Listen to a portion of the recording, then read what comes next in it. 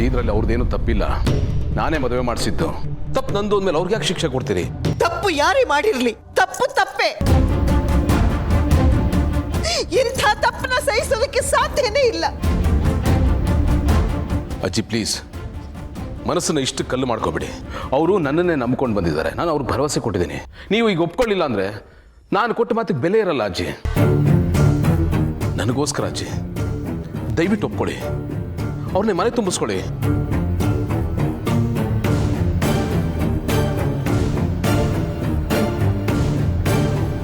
ಯಾಕಜ್ಜಿ ಏನೋ ಮಾತಾಡ್ತಾ ಇಲ್ಲ? ಮಾತಾಡಿ ಪ್ಲೀಸ್. ಅಜ್ಜಿ ಪ್ಲೀಸ್. ಏ ಗುಡ್ಡು, ಏನು ಮಾಡ್ತಿದ್ಯಾ? ಇಲ್ಲ ಅಜ್ಜಿ, ನೀವು ಒಪ್ಕೊಳ್ಳೋ ತನಕ ನಾನು ಕಾಲ್ ಬಿಡೋಣ. ಹೇಳು.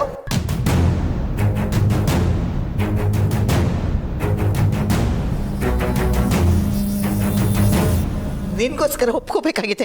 ಥ್ಯಾಂಕ್ಸ್ ಅಜ್ಜಿ, ಥ್ಯಾಂಕ್ ಯು. ಸರಿ, ಅವ್ರನ್ನ ಒಳಗೆ ಬರಕ್ಕೆ ಹೇಳು.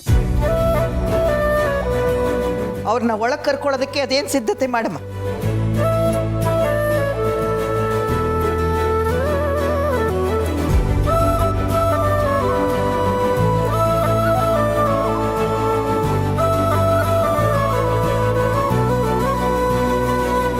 ಭೂಮಿಕಾ, ಆರತಿ ಮಾಡಮ್ಮ.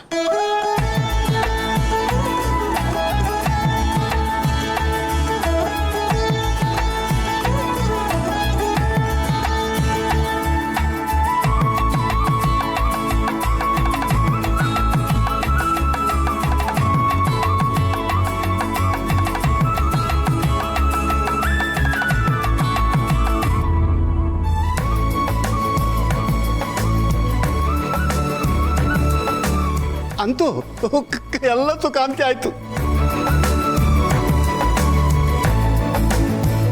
ಅಪೇಕ್ಷಾ, ಕಂಗ್ರಾಟ್ಸ್ ಕಣಮ್ಮ. ಪಾರ್ಥ, ನಿನಗೂ ಕಂಗ್ರ್ಯಾಚುಲೇಷನ್. ಅಮ್ಮಮ್ಮ, ಒಂದು 10 ನಿಮಿಷ ಎಲ್ಲರನ್ನು ಕಂಗಾಲ್ ಮಾಡಿಬಿಟ್ರಲ್ಲ.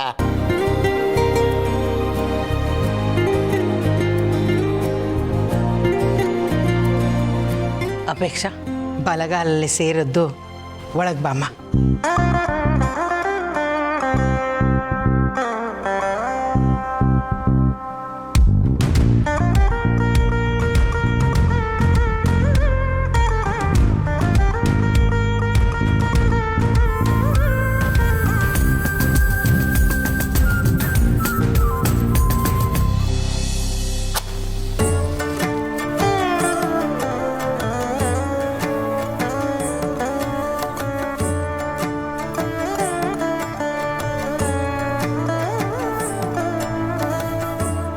ಅಪೇಕ್ಷಾ, ಪಾರ್ಥ, ಎಲ್ಲರ ಆಶೀರ್ವಾದ ತಗೊಳ್ಳಿ. ಅಜ್ಜಿ ಇದ್ರು. ಒಳ್ಳೇದಾಗ್ಲಿ.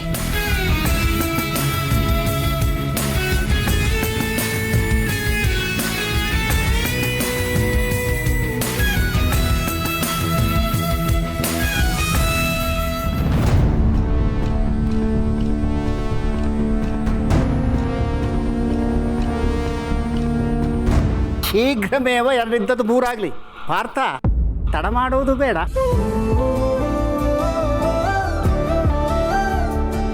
ಇಬ್ರು ಸಂತೋಷವಾಗಿರಿ.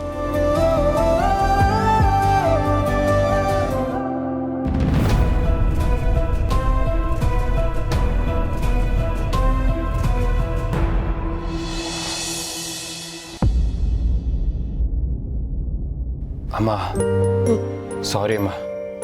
ನೀನು ಯಾಕೋ ಸಾರಿ ಕೇಳ್ತೀಯ ಬಿಡು. ಅದು ಇದೆಲ್ಲ ನಡೆಯೋದಕ್ಕೆ ಮೇನ್ ರೀಸನ್ನೇ ನಾನು.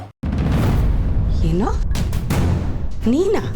ಹಾಂ ಅಮ್ಮ, ಅಪ್ಪಿ ಮತ್ತು ಪಾರ್ಥಂಗೆ ರಿಜಿಸ್ಟರ್ ಮ್ಯಾರೇಜ್ ಮಾಡಿಸ್ತೀನಿ ಅಂತ ನಾನೇ ಕರ್ಕೊಂಡೋಗಿದ್ದೆ.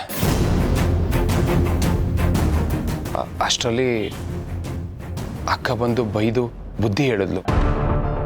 ಆಗ ನನಗನ್ನಿಸ್ತು ಈ ಮದುವೆ ನಡೆಯೋದು ಸರಿಯಲ್ಲ ಅಂತ. ಸೊ ನಾನು ಬ್ಯಾಕ್ಔಟು ಆದೆ. ಅವಳಿಗೂ ಯಾವುದೂ ವಿಧಿ ಇರಲ್ಲ, ವಾಪಸ್ ಬರ್ತಾಳೆ ಅಂತ ಅಂದ್ಕೊಂಡಿದ್ದೆ. ಅದರಲ್ಲಿ ನಡೆದಿದ್ದೇ ಬೇರೆ. ಇದೆಲ್ಲ ಈ ಥರ ಆಗುತ್ತೆ ಅಂತ ನಾನು ಎಕ್ಸ್ಪೆಕ್ಟೇ ಮಾಡಿರಲಿಲ್ಲ.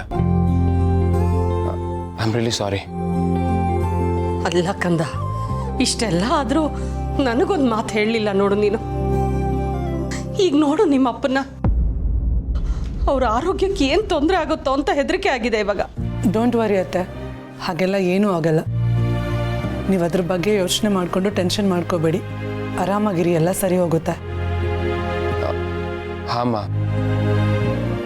ಹೀಗಾಗಬಾರ್ದಿತ್ತು, ಬಟ್ ಆಗೋಗಿದೆ. ಅಟ್ಲೀಸ್ಟ್ ಅಪ್ಪಿ ಒಂದು ಒಳ್ಳೆ ಮನೆಗೆ ಸೇರಿದಾಳೆ ಅನ್ನೋದೇ ಸಮಾಧಾನ. ಹೌದು ಕಣ, ಒಳ್ಳೆ ಮನೆಯನ್ನು ಸೇರಿದಾಳೆ. ಅವರಿಬ್ರು ಇನ್ನು ಜೀವನದಲ್ಲಿ ಸಂತೋಷವಾಗಿದ್ರೆ ಅಷ್ಟೇ ಸಾಕು.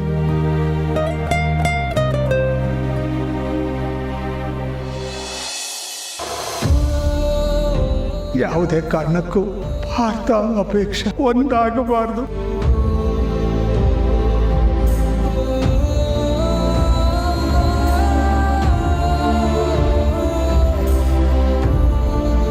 ಭೂಮಿಕಾ, ಅದು ನಾನು ನಿಮಗೆ ಹೇಳಬೇಕಾಗಿರೋದನ್ನ ಈಗ ಹೇಳಿ ಏನು ಪ್ರಯೋಜನ ಗೊತ್ತಮ್ಮವ್ರೆ? ಹೇಳಬೇಕಾಗಿರೋದನ್ನ ಹೇಳ್ದೆ ಸುಮ್ಮನಿರೋದು, ಸುಳ್ಳು ಹೇಳೋದು ಒಂದೇ ಅಲ್ವಾ? ಯಾಕೇನು ಮಾತಾಡ್ತಿಲ್ಲ ನೀವು? ಏನು ಹೇಳಬೇಕು ಅಂತ ಯೋಚನೆ ಮಾಡ್ತಿದ್ದೀರಾ ಅಥವಾ ಏನು ಹೇಳಬೇಕು ಅಂತಾನೆ ಗೊತ್ತಾಗ್ತಿಲ್ವಾ? ಇಷ್ಟು ದೊಡ್ಡ ನಿರ್ಧಾರ ತಗೊಂಡಿದ್ದೀರ. ನನಗೊಂದು ಮಾತು ಕೇಳೋದು ಹಾಗಿರಲಿ, ಹೇಳಬೇಕು ಅಂತಾನೂ ನಿಮಗೆ ಅನಿಸ್ಲಿಲ್ವಾ? ಚಿಕ್ಕ ಚಿಕ್ಕ ವಿಷಯನ ನನ್ನ ಹತ್ರ ಕೇಳ್ತೀರಾ, ನಿಮ್ಮ ಅಭಿಪ್ರಾಯ ಇದಕ್ಕೆ ತುಂಬ ಮುಖ್ಯ, ನಿಮ್ಮನ್ನು ಹೇಳ್ದೆ ನಾನೇನು ಮಾಡಲ್ಲ ಅಂತೀರಾ. ಆದರೆ ಈಗ ನಾನು ನೆನಪಾಗ್ಲಿಲ್ವಾ? ಇದಕ್ಕೆ ಮರುವನ್ಲ, ಜಾಣ್ ಮರುವನ್ಲ.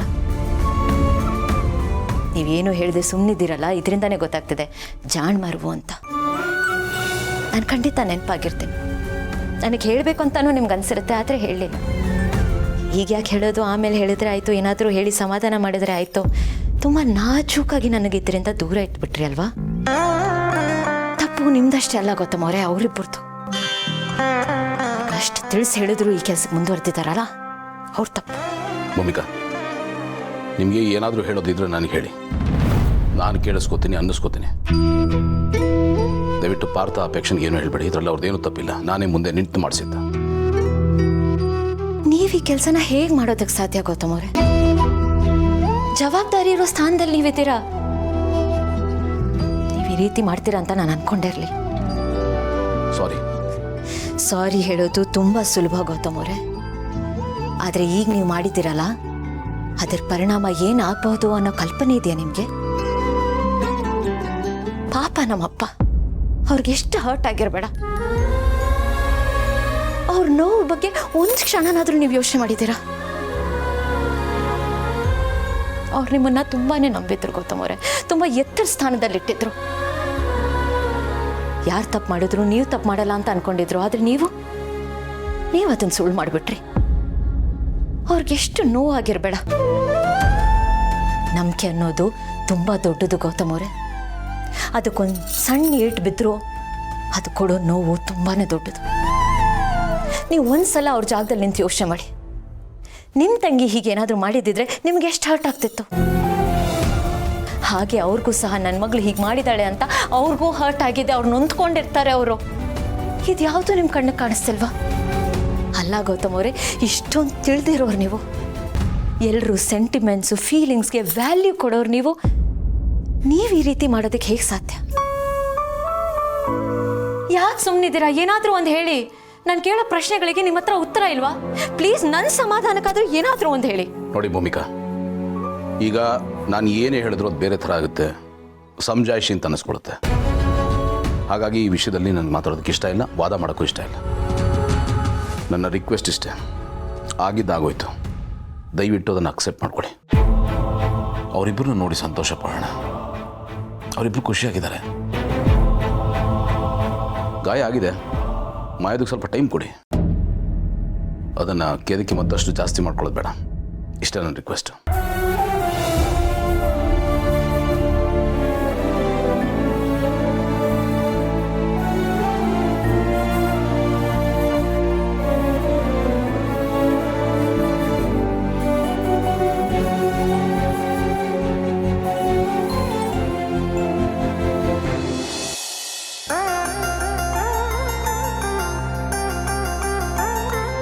ಅಪೇಕ್ಷಾ, ದೇವ್ರು ಒಳ್ಳೇದು ಮಾಡಲಿ ಅಂತ ಮನಸ್ಸಲ್ಲಿ ಅಂದ್ಕೊಂಡು ಹಾಲು ಉಗ್ಸಮ್ಮ. ಮಾಮ್, ಈ ಹಾಲು ಯಾಕೆ ಉಗಿಸ್ತಾರೆ ಮಾಮ್? ಚಿಕ್ಕಳಿಮಯ್ಯ, ಅದು ಹೊಸ ಮದುಮಗಳು ಈ ಮನೆಗೆ ಬಂದಾಗ ಹಾಲಿನ ಥರನೇ ಮನೆ ತುಂಬ ಸುಖ, ಸಂತೋಷ, ಸಮೃದ್ಧಿ ಉಕ್ಕಿ ಹರಿಲಿ ಅಂತ ಅಲ್ವಾ ಮಾಮ? ಮೊದಲು ಹಾಲು ಕುಸ್ಲಿ, ಮುಂದೆ ನೋಡೋಣ. ಅಂಡರ್ಸ್ಟ್ಯಾಂಡ್.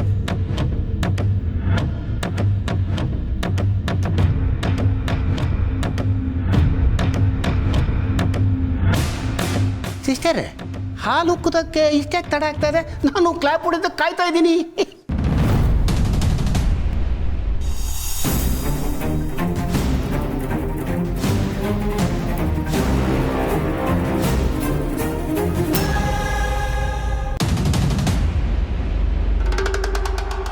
ಅತ್ತೆ ಅತ್ತೆ ಹಾಲು ಒಡೆದೇ ಹೋಯ್ತಲ್ಲ. ಈಗಲೇ ಹೀಗೆ, ಮುಂದೆ ಹೇಗೋ. ಇವಾಗ ಏನು ಮಾಡೋದತ್ತೆ? ಅದರಲ್ಲೇನಿದೆ, ಹಾಲು ಕೆಟ್ಟೋಗಿರ್ಬೇಕು, ಅದಕ್ಕೆ ಹೊಡೆದೋಗಿದೆ. ಯೋಚನೆ ಮಾಡಬೇಡ, ಬೇರೆ ಹಾಲಿಟ್ರೆ ಆಯಿತು. ಫ್ರೆಶ್ ಹಾಲು ತರೋಕ್ಕಾಗಲ್ವ ನಿಮಗೆ? ಅದನ್ನು ಚೇಂಜ್ ಮಾಡಿ.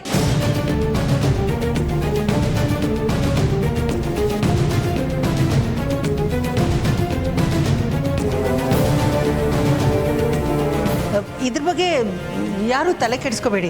ಒಂದೊಂದ್ಸಲ ಈಗ ಆಗತ್ತೆ. ಒಂದೊಂದ್ಸಲ ಹಾಗಾಗೋದು ಸರಿ, ಆದರೆ ಈಗ ಹಾಗಾಗಬಾರ್ದಾಗಿತ್ತು. ಇದನ್ನು ನೋಡಿದ್ರೆ ಅಪಶಕನ ಅನ್ನಿಸ್ತದೆ.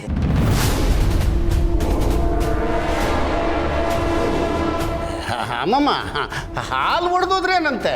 ಅದರಲ್ಲಿ ಪನ್ನೀರ್ ಮಾಡ್ಬೋದು, ಗಿಣ್ಣು ಮಾಡ್ಬೋದು, ರಸಮಲೈ ಕೂಡ ಮಾಡ್ಬೋದು. ಒಡೆದ ಹಾಲಲ್ಲಿ ಎಷ್ಟೆಲ್ಲ ಉಪಯೋಗ ಇದೆ. ಒಡೆದ ಹಾಲು ಕೂಡ ತಾಜಾ ಹಾಲಿನಷ್ಟೇ ಪವಿತ್ರ, ಶ್ರೇಷ್ಠ. ಏ ದಂಡಪಿಂಡ, ನನಗೆ ಬುದ್ಧಿ ಹೇಳ್ತಾ ಇದೆಯಾ? ಅಯ್ಯೋ, ನನಗೆ ಬುದ್ಧಿ ಹೇಳುವಷ್ಟು ನಿಮಗೆ ಬುದ್ಧಿ. ಸಾರಿ ಸಾರಿ ಸಾರಿ ಸರ್, ನಿಮಗೆ ಬುದ್ಧಿ ಹೇಳುವಷ್ಟು ನಾನು ಬುದ್ಧಿವಂತ ಅಲ್ಲ. ಸರಿ ಸರಿ, ಬಾಯ್ ಮುಚ್ಕೊಂಡು ನಿಂತ್ಕೋ.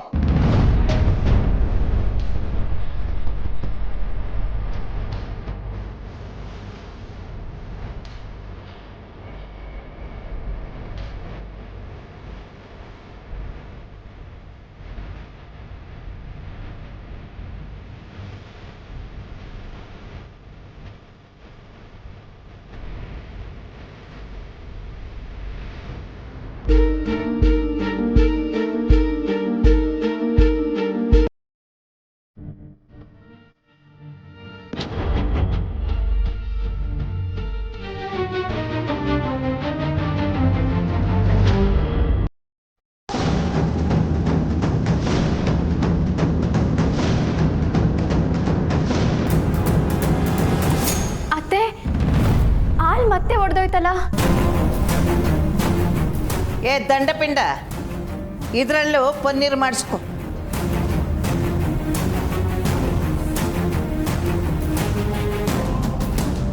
ಅಪೇಕ್ಷಾ, ನೀನು ಬೇಜಾರು ಮಾಡ್ಕೋಬೇಡಮ್ಮ. ಹಾಲಲ್ಲಿ ಏನೋ ಪ್ರಾಬ್ಲಮ್ ಇರಬೇಕು.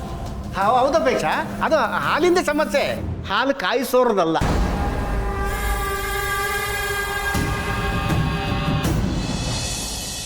ಹಾಂ ಭೂಮಿಕಾ, ಬರಕ್ಕೆ ಹೇಳಿದ್ರ ಅಜ್ಜಿ? ನಿನ್ನ ಹತ್ರ ಸ್ವಲ್ಪ ಮಾತಾಡಬೇಕಾಗಿತ್ತು, ಕೂತ್ಕೋ. ಇಲ್ಲ ಅಜ್ಜಿ, ಪರವಾಗಿಲ್ಲ. ಅದೇನು ಅಂತ ಹೇಳಿ. ನೋಡಮ್ಮ, ನಾನು ಹೇಳಿ ಕೇಳಿ ಹಳೆ ಕಾಲದವಳು. ಈ ಶಾಸ್ತ್ರ ಸಂಪ್ರದಾಯ ಅನ್ನೋದನ್ನ ಅತಿಯಾಗಿ ಅಲ್ಲದೆ ಇದ್ರೂ ತಕ್ಕ ಮಟ್ಟಿಗೆ ನಂಬಿರೋಳು. ಕೆಲವೊಂದ್ಸಲ ಇದು ಮೂಢನಂಬಿಕೆ ಅಂತ ಅನ್ನಿಸ್ಬೋದು, ಆದರೂ ಅದನ್ನೆಲ್ಲ ಪೂರ್ತಿ ಬಿಡಬಾರ್ದು ಅನ್ನೋದು ನನ್ನ ನಂಬಿಕೆ. ಅದು ಮುಂದೆ ಆಗೋದ್ರ ಬಗ್ಗೆ ಯಾವುದೋ ಒಂದು ರೂಪದಲ್ಲಿ ಸೂಚನೆ ಕೊಡ್ತಾ ಇರುತ್ತೆ. ನಾವದನ್ನು ಸೂಕ್ಷ್ಮ ರೀತಿಯಿಂದ ವಿಚಾರ ಮಾಡಬೇಕು, ಕಡೆಗಣಿಸಬಾರ್ದು. ಅದು ಎಚ್ಚರಿಕೆ ಗಂಟೆ ಅಂತ ತಿಳ್ಕೋಬೇಕು. ನೀವು ಹೇಳೋದು ಸರಿನೇ ಅಜ್ಜಿ, ಆದರೆ ಇದನ್ನೆಲ್ಲ ಈಗ ಯಾಕೆ ಹೇಳ್ತಿದ್ದೀರಾ? ಅಂಥದ್ದೇನಾಯ್ತೀಗ? ಭೂಮಿಕಾ, ಇದನ್ನೆಲ್ಲ ಹೇಳಿದ್ರೆ ನೀನು ತಪ್ಪು ತಿಳ್ಕೊಳ್ಳಲ್ಲ ತಾನೇ? ಅಜ್ಜಿ, ಇದೇನಿದು ಹೀಗೆ ಹೇಳ್ತಿದ್ದೀರಾ? ನಿಮ್ಮನ್ನು ತಪ್ಪಾಗಿ ತಿಳ್ಕೊಳ್ಳೋದಾ? ದೊಡ್ಡವ್ರು ಹೇಳಿದ್ದನ್ನ ಕೇಳಬೇಕು, ಪರಿಪಾಲಿಸ್ಬೇಕು ಅಂತ ನಮ್ಮಪ್ಪ ಯಾವಾಗಲೂ ಹೇಳ್ತಿರ್ತಾರೆ. ಅದೇನು ಅಂತ ಹೇಳಿ. ನೋಡಮ್ಮ, ನಿನ್ನ ತಂಗಿ ಈ ಮನೆಗೆ ಸೊಸೆಯಾಗಿ ಬಂದ್ಲಲ್ಲ, ಅದು ಒಳ್ಳೆ ಶಕುನ ಅಂತ ನನಗನ್ನಿಸ್ತಾ ಇಲ್ಲ.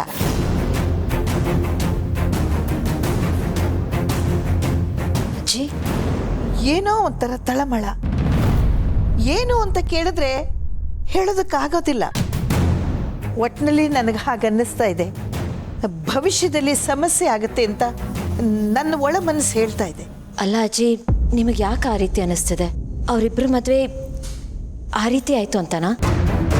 ಅಜ್ಜಿ, ಆಗೋದೇನೋ ಆಗೋಗಿದೆ, ಆದರೆ ನೀವು ಅದರ ಬಗ್ಗೆ ಯೋಚನೆ ಮಾಡಿ ನಿಮ್ಮ ಆರೋಗ್ಯನ ಹಾಳು ಮಾಡ್ಕೋಬೇಡಿ. ಅವರಿಬ್ಬರದ್ದು ಒಳ್ಳೆ ಜೋಡಿ, ಅವರಿಬ್ಬರು ಸಂತೋಷವಾಗಿರಲಿ ಅಂತ ನೀವು ಆಶೀರ್ವದಿಸಿ, ಅಷ್ಟೇ ಸಾಕು. ಇಲ್ಲ, ಮದುವೆ ಹೀಗಾಯ್ತಲ್ಲ ಅಂತ ಅದನ್ನು ನಾನು ಮನಸ್ಸಿನಲ್ಲಿ ಇಟ್ಕೊಂಡು ಈ ಮಾತು ಹೇಳ್ತಾ ಇಲ್ಲ. ಮತ್ತೆ ನನ್ನ ಆತ್ಮಕ್ಕೆ ಅನಿಸಿದ್ದನ್ನ ಹೇಳಿದೆ. ಯಾವುದಕ್ಕೂ ನೀನು ಸ್ವಲ್ಪ ಹುಷಾರಾಗಿರ. ಅಲ್ಲ ಅಜ್ಜಿ, ಇನ್ನೇನು ಹೇಳಬೇಡ, ಇದ್ರ ಬಗ್ಗೆ ಇನ್ನು ಚರ್ಚೆನೇ ಬೇಡ. ನನಗನ್ಸಿದ್ದನ್ನ ನಾನು ನಿನಗೆ ಹೇಳಿದ್ದೀನಿ. ಬೇಕಾದರೆ ತಗೋ, ಬೇಡ ಅಂದರೆ ಬಿಟ್ಬಿಡು. ಆದರೆ ಅಜ್ಜಿ ಈ ಥರ ಎಲ್ಲ ಹೇಳಿದ್ರಲ್ಲ ಅಂತ ನನ್ನ ಬಗ್ಗೆ ಮಾತ್ರ ನೀ ಬೇಜಾರು ಮಾಡ್ಕೋಬೇಡ. ಅಯ್ಯೋ ಅಜ್ಜಿ, ಯಾಕೆ ಈ ರೀತಿ ಎಲ್ಲ ಮಾತಾಡ್ತಿದ್ದೀರಾ?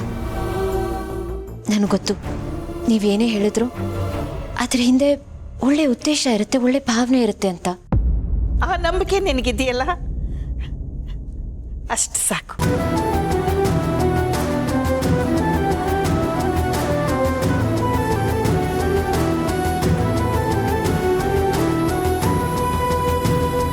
ಅಜ್ಜಿ ಯಾಕೆ ಹಾಗೆ ಹೇಳಿದ್ರು? ಅವ್ರಿಗೆ ಯಾಕೆ ಹಾಗನ್ನಿಸ್ತು?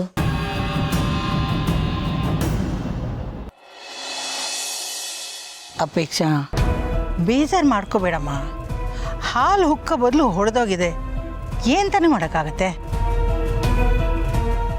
ಸಾರಿ ಅಪೇಕ್ಷಾ, ನಿಮ್ಮ ಮದುವೆ ಎಲ್ಲರನ್ನೂ ಕರೆಸಿ ಎಲ್ಲರೂ ಮುಂದೆ ಅದ್ದೂರಿಯಾಗಿ ಮಾಡಬೇಕು ಅಂತ ಅಂದ್ಕೊಂಡಿದ್ದೆ. ಆದರೆ ಏನೆಲ್ಲ ಆಯಿತು ಅಂತ ನಿನಗೂ ಗೊತ್ತಲ್ವಾ? ಅಯ್ಯೋ ಅತ್ತೆ, ನೀವ್ಯಾಕೆ ಹಾಗೆಲ್ಲ ಅನ್ಕೋತಾ ಇದ್ದೀರಾ? ನೀವೇನಕ್ಕೆ ಸಾರಿ ಕೇಳ್ತಾ ಇದ್ದೀರಾ? ಇದ್ರಲ್ಲಿ ನಿಮ್ಗೆ ತಪ್ಪಿಲ್ಲ ಅತ್ತೆ. ಫಸ್ಟ್ ಆಫ್ ಆಲ್, ನೀವು ಸಾರಿ ಕೇಳೋದೆಲ್ಲ ನಾವು ನಿಮಗೆ ಥ್ಯಾಂಕ್ಸ್ ಹೇಳಬೇಕು. ನಿಮ್ಮ ಸಹಾಯ ಇಲ್ದಿದ್ರೆ ನಮ್ಮ ಮದುವೆನೇ ಆಗ್ತಾ ಇರಲಿಲ್ಲ. ನಿಜವಾಗ್ಲೂ ನಿಮ್ಮ ಋಣನ ಎಷ್ಟು ಜನ್ಮ ಎತ್ತಿದ್ರೂ ತೀರ್ಸೋಕ್ಕಾಗಲ್ಲ ಅತ್ತೆ. ನಮ್ಮಪ್ಪ, ಅಮ್ಮ, ಅಣ್ಣ, ಅಕ್ಕ ಯಾರೂ ಮಾಡೋಕ್ಕಾಗದೇ ಇರೋದನ್ನು ನೀವು ಮಾಡಿದ್ದೀರಾ. ನಾವು ನಿಮ್ಮನ್ನು ಎಷ್ಟು ಹೊಗಳಿದ್ರೂ ಕಮ್ಮಿನೇ ಅತ್ತೆ. Thank you so much. True mom, ನಿನ್ನ ಸಹಾಯ ಇಲ್ದಿದ್ರೆ ನಾವು ಒಂದಾಗೋದಕ್ಕೆ ಆಗ್ತಾನೆ ಇರಲಿಲ್ಲ. Thank you mom, thank you so much.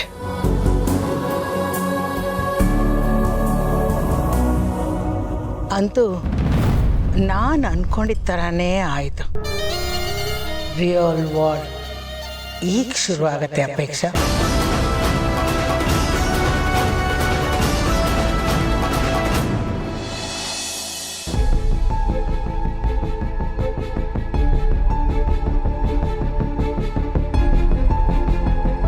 ಗೌತಮರೇ, ನಿಜ ಹೇಳಿ, ಮದುವೆನ ನೀವೇ ಮಾಡಿಸಿದ್ದ? ಅಫ್ಕೋರ್ಸ್ ನಾನೇ ಮಾಡಿಸಿದ್ದು. ಯಾಕೆ ಹೀಗೆ ಕೇಳ್ತಾ ಇದ್ದೀರಾ? ನನ್ನ ಮನ್ಸು ಯಾಕೋ ಒಪ್ತಿಲ್ಲ ಗೌತಮರೇ. ನೀವಿಂಥ ತಪ್ಪು ಮಾಡಲ್ಲ. ನೀವು ಈ ರೀತಿ ಮಾಡೋದಕ್ಕೆ ಸಾಧ್ಯನೇ ಇಲ್ಲ. ನೀವು ದುಡುಕಿ ನಿರ್ಧಾರ ತಗೊಳಕ್ಕೆ ಸಾಧ್ಯನೇ ಇಲ್ಲ. ಆ ನಂಬಿಕೆ ನನಗಿದೆ. ನಮ್ಮ ಮದುವೆ ಆಗಿ 1 ವರ್ಷನೇ ಆಗಿರ್ಬೋದು, ಆದರೆ ನೀವೇನು ಅನ್ನೋದನ್ನ ನಾನು ಚೆನ್ನಾಗಿ ಅರ್ಥ ಮಾಡ್ಕೊಂಡಿದ್ದೀನಿ. ಸೊ ಪ್ಲೀಸ್ ಸತ್ಯ ಹೇಳಿ, ಇದನ್ನು ಯಾರು ಮಾಡಿದ್ದು ಅಥವಾ ಮಾಡಿಸಿದ್ದು? ನಾನೇ ಮಾಡಿದ್ದು ಅಂತ ಹೇಳಿದ್ಮೇಲೆ ಮತ್ತೆ ಯಾಕೆ ಅದನ್ನೇ ಕೇಳ್ತಾ ಇದ್ದೀರಾ? ಗೌತಮ್ ಅವರೇ, ಅದನ್ನು ಒಪ್ಕೊಳ್ಳೋದಕ್ಕೆ ನಾನು ತಯಾರಾಗಿಲ್ಲ. ನೀವು ಇದನ್ನು ಮಾಡಿಲ್ಲ, ಮಾಡೋಕ್ಕೆ ಸಾಧ್ಯನೂ ಇಲ್ಲ. ನೀವು ಹೇಳಿದ್ರಿ ಅಂತ ನಂಬೋದಕ್ಕೆ ನಾನು ತಯಾರಾಗಿಲ್ಲ ಗೌತಮ್ ಅವರೇ. ನಾನು ಸ್ವಂತವಾಗಿ ಯೋಚನೆ ಮಾಡೋ ಶಕ್ತಿ ಆ ದೇವ್ರು ನನಗೆ ಕೊಟ್ಟಿದ್ದಾನೆ. ನಿಮ್ಮ ಗುಣ ಹೇಗೆ, ನಿಮ್ಮ ನಡವಳಿಕೆ ಹೇಗೆ, ನೀವು ಹೇಗೆ ಯೋಚನೆ ಮಾಡ್ತೀರಾ, ಭಾವನೆಗಳಿಗೆ ಎಷ್ಟು ಬೆಲೆ ಕೊಡ್ತೀರಾ, ದೊಡ್ಡವ್ರಿಗೆ ಎಷ್ಟು ಮರ್ಯಾದೆ ಕೊಡ್ತೀರಾ, ಹೀಗೆಲ್ಲ ಇರಬೇಕಾದ್ರೆ ನಮ್ಮ ತಂದೆ ಹೇಳಿರೋ ಮಾತಿಗೆ ವಿರುದ್ಧವಾಗಿ ಹೋಗಿ ಅವ್ರಿಗೆ ನೋವು ಆಗೋಂಥ ಕೆಲಸ ನೀವು ಮಾಡಲ್ಲ, ಅಷ್ಟು ನನಗೆ ಗೊತ್ತು. ಅಷ್ಟಾದರೂ ನಾನು ನಿಮ್ಮನ್ನು ಅರ್ಥ ಮಾಡ್ಕೊಂಡಿದ್ದೀನಿ. ಸೊ ಪ್ಲೀಸ್ ಸತ್ಯ ಹೇಳಿ, ಇದೆಲ್ಲ ಹೇಗಾಯ್ತು, ಅಲ್ಲಿ ಏನು ನಡೀತು, ನೀವು ಇದ್ರಲ್ಲಿ ಹೇಗೆ ಬಂದ್ರಿ ಅಂತ. ನನಗದು ಸರಿ ಅನ್ನಿಸ್ತು ಭೂಮಿಕಾ, ಅದಕ್ಕೋಸ್ಕರ ಮಾಡಿದೆ. ಯಾಕೆ ಪದೇ ಪದೇ ಅದೇ ಪ್ರಶ್ನೆ ಕೇಳ್ತಾ ಇದ್ದೀರಾ? ಗೌತಮ್ ಅವರೇ, ಹೇಳಿದ ಸುಳ್ಳೆ ಮತ್ತೆ ಹೇಳಿ ಅದನ್ನ ನಿಜ ಅಂತ ನಂಬಿಸೋ ಪ್ರಯತ್ನ ಮಾಡಬೇಡಿ. ನನಗೆ ಗೊತ್ತು ನೀವು ಇದನ್ನು ಮಾಡಿಲ್ಲ ಅಂತ. ಯಾಕಂದ್ರೆ ಇವತ್ತು ಬೆಳಿಗ್ಗೆ ಜೀವ ಅವರಿಬ್ಬರಿಗೂ ಮದುವೆ ಮಾಡಿಸ್ತೀನಿ ಅಂತ ರಿಜಿಸ್ಟರ್ ಆಫೀಸ್ ಕರೆಸಿದ್ದ. ನಾನು ಹೋಗಿ ಅವನು ತಡೆದೆ. ಸೊ ಇದೆಲ್ಲ ಅದಾದ್ಮೇಲೆ ನಡೆದಿರೋದು. ಅಂದರೆ ಅವರಿಬ್ಬರೇ ತಮ್ಮಲ್ಲಿ ತೀರ್ಮಾನ ಮಾಡ್ಕೊಂಡು ಹೀಗೆ ಮಾಡಿದ್ದಾರೆ. ಅವ್ರಿಗೆ ಯಾರು ಏನು ಹೇಳಬಾರ್ದು ಅಂತ ಅದರ ಹೊಣೆನ ನೀವು ನಿಮ್ಮ ತಲೆ ಕಟ್ಕೋತಿದ್ರ. ನೀವು ಕರುಣಾಮಯಿ, ತ್ಯಾಗಮಯಿ, ಮಮತಾಮಯಿ ಅಂತ ಮತ್ತೊಮ್ಮೆ ಪ್ರೂವ್ ಮಾಡ್ತಿದ್ದೀರಾ ಅಲ್ವಾ? ಹಾಗೆಲ್ಲ ಏನೂ ಇಲ್ಲ ಭೂಮಿಕಾ.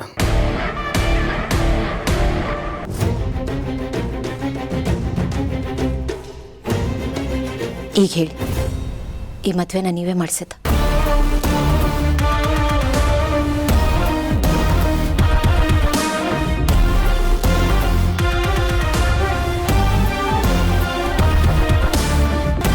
ನಾನು ಏನು ಮಾಡಲಿ ಭೂಮಿಕಾ? ಅಮ್ಮನಿಗೆ ಅವರಿಬ್ಬರು ಮದುವೆ ಆಗಲಿ ಅಂತಿತ್ತು. ಅವ್ರ ಖುಷಿಗೆ ನಾವ್ಯಾಕೆ ಅಡ್ಡ ಬರಬೇಕು ಅಂತ ಅವ್ರ ಆಲೋಚನೆ. ಮಕ್ಕಳ ಮನಸ್ಸನ್ನು ನೋಯಿಸೋದಕ್ಕೆ ಅವ್ರಿಗೆ ಇಷ್ಟ ಇರಲಿಲ್ಲ. ಅದಕ್ಕೆ ಅವರವರೇ ಮದುವೆ ಆಗಿದ್ರು ಅದ್ರ ಹೊಣೆನ ನಾನು ಹೊತ್ಕೊಂಡೆ. ಪ್ಲೀಸ್ ಇದನ್ನು ಯಾರಿಗೂ ಹೇಳಕ್ಕೆ ಹೋಗ್ಬೇಡಿ. ನಾನು ನಿಮಗೂ ಹೇಳಬಾರ್ದು ಅಂತಿದ್ದೆ, ಬಟ್ ನೀವು ನನ್ನನ್ನು ಹೀಗೆ ಕಟ್ಟಾಕ್ಬಿಟ್ರೆ. ನನಗೆ ಗೊತ್ತು ಭೂಮಿಕಾ, ಇದರಿಂದ ನಿಮ್ಗೆ ಎಷ್ಟು ನೋವಾಗಿದೆ, ನಿಮ್ಮ ಮನೆಯವ್ರಿಗೆ ಎಷ್ಟು ನೋವಾಗಿದೆ ಅಂತ. ಈವನ್ ನನಗೂ ಅಷ್ಟೇ ನೋವಾಗಿದೆ. ನಾನು ಸಾರಿ ಕೇಳ್ತೀನಿ, 100 ಅಲ್ಲ 1000 ಸತಿ ಸಾರಿ ಕೇಳ್ತೀನಿ. ನಿಮ್ಮ ತಂದೆ ಮನಸ್ಸನ್ನು ನೋಯಿಸೋದಕ್ಕೆ ದಯವಿಟ್ಟು ನನಗೆ ಕ್ಷಮಿಸ್ಬಿಡಿ. ಪ್ಲೀಸ್, ನೀವು ಮಾಡಿಲ್ಲ ಅಂತ ಹೇಳಿದ್ರಲ್ಲ, ಅಷ್ಟೇ ಸಾಕು. ನಮ್ಮಪ್ಪನ ಕೋಪ ಹೋಗ್ತಾ ಹೋಗ್ತಾ ಕಮ್ಮಿ ಆಗುತ್ತೆ. ಆದರೆ ನನ್ನ ನಂಬಿಕೆ ಸುಳ್ಳಾಗ್ಲಿಲ್ವಲ್ಲ. ನೀವೆಷ್ಟು ದೊಡ್ಡ ವ್ಯಕ್ತಿ ಅಂತ ಮತ್ತೊಮ್ಮೆ ನನ್ನ ಮನವರಿಕೆ ಆಯಿತು. ಅಷ್ಟೇ ನನ್ನ ಖುಷಿ. ನಿಜವಾಗ್ಲೂ ಗೌತಮರೇ, ನಿಮ್ಮನ್ನು ಪಡೆದಿರೋದಕ್ಕೆ ನಾನು ತುಂಬಾ ಲಕ್ಕಿ.